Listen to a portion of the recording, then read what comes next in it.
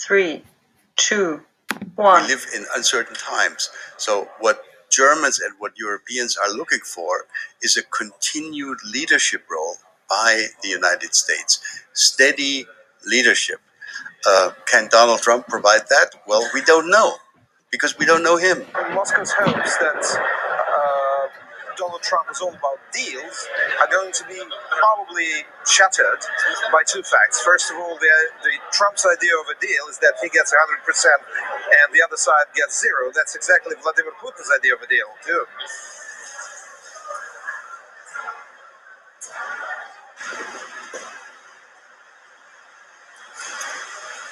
Me parece algo increíble que haya podido ocurrir. Pero bueno, ha ocurrido y lo que no sé es cómo reaccionaremos todos ante las barbaridades que ha dicho este hombre.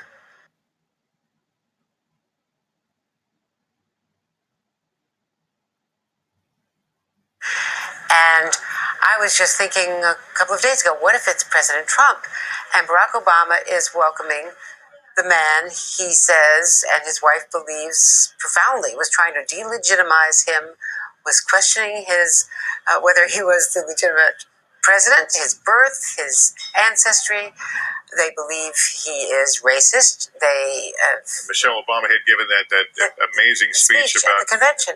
They had to raise their children in this atmosphere. There is passion about the legacy, and it's personal. It's deeply personal. For him and for Michelle Obama to do everything that they did for Hillary Clinton was motivated not just by policy, but by the emotion of countering Donald Trump and of defeating Donald Trump. And now we're going to see the majesty of our democracy.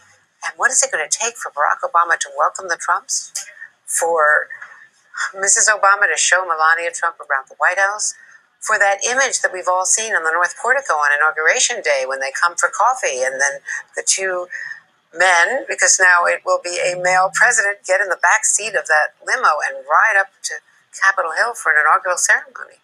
I mean, it's just stunning when you think of the drama of it. It's a narrative you could not begin to imagine. Because of the relationship the two have. Exactly. Or whatever you want to call it. Not a relationship. Yes, it's poisonous. there's so much, it's so toxic. There is, for many African Americans in this country, what he did with birtherism is an unforgivable sin. And I think, my guess is for many members of the Obama family, what he did was an unforgivable sin. And remind you, he never answered the question of what changed his mind, what ultimately brought him to... He never apologized to the President of the United States.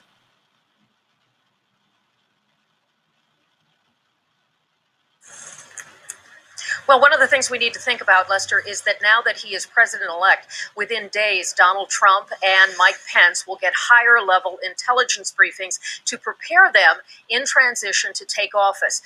As candidates, they had received some basic level. This will now be amped up. And one of the things that one can expect when you move from that point of being candidate to president-elect is the sober nature of everything that becomes a responsibility on his shoulders. So he will be informed at a greater level now to prepare. And that, of course, will be involved in the decisions that he has to make to set up a new administration. In conversations I've had with Senate Majority Leader Mitch McConnell, he has talked about a willingness to try to work with Trump and to have a lot of policy ideas prepared for him and hope that they can work together to get some of these things done. Now with Republicans in control of the White House, the House of Representatives, and the United States Senate.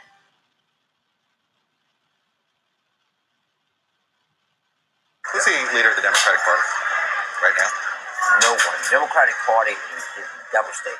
It doesn't have, it won't have the federal courts, it won't have the Congress, it won't have the presidency, it won't have 30 or 31 state legislators.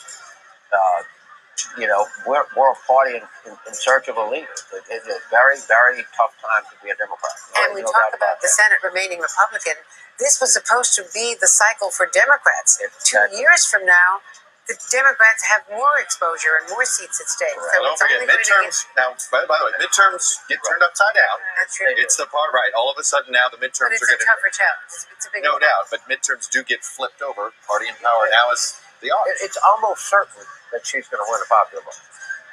Right, because California. Yeah, and I just David Wasserman, who knows this better than any 10 people, just said, it's almost certain, which is, and it comes within 8 or 10% when the popular vote. That's what makes it. You know what? This will be going back and forth. I think the election would have been the same without that. But how can I prove it? I can't.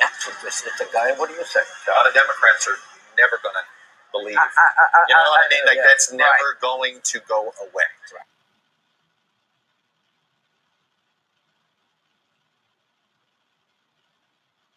Our chief foreign correspondent, Richard Engel, who is in a unique position to judge world reaction, joins us, a rare homely visit here in New York tonight. Richard?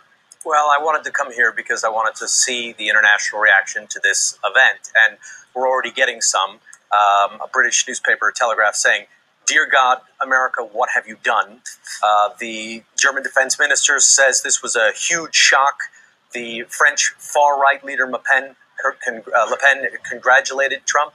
And I think that's significant because internationally, now the United States seems to have entered that camp of right-wing leaders, countries that are led by megalomaniacs, by narcissists, part of a trend that led to, frankly, to Brexit, that what we're seeing in the Philippines, what we're seeing in Turkey, what we're seeing a rise of strongmen again in the Middle East. And that is deeply concerning.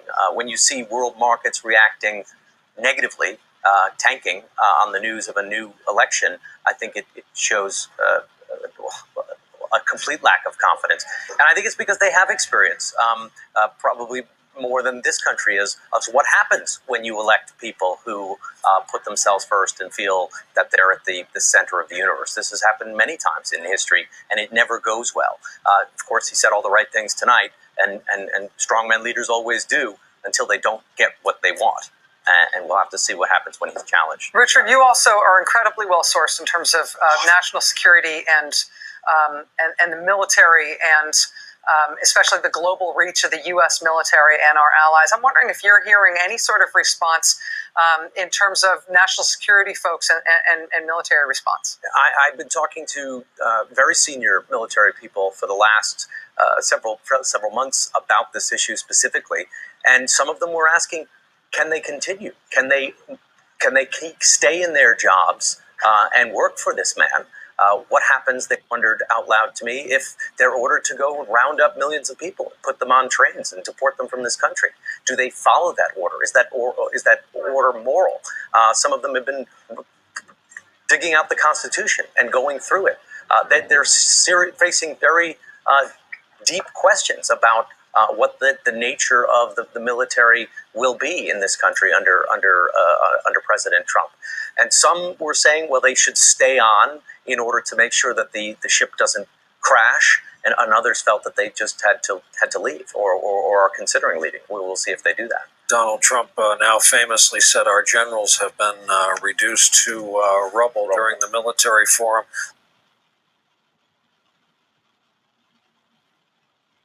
There are Republican sources on Capitol Hill tonight who are saying things like, well, now he's going to have to learn how to fall in line with Congress. Oh, yeah? Does he? Says who? Donald Trump would have something to say about that. Look, this is, I never thought somebody who may or may not win the popular vote, may not cross 300 electoral votes, I never thought I would say that person has a mandate.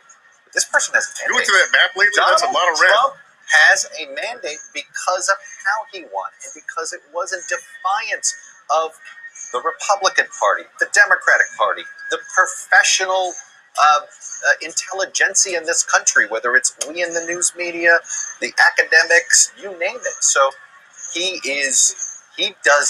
owes nothing to those folks. Now, you want to get something done? Okay, that's another story. But he doesn't owe anybody anything. It is a fascinating, I'm trying to think of the last president, Andrea, that didn't owe, sort of political party, didn't owe a lot of fundraisers. He comes in without owing a lot of people much. Andrew Jackson. Yeah, exactly. You got to go back to Andrew Jackson. No, and I think this is a modern day Andrew Jackson.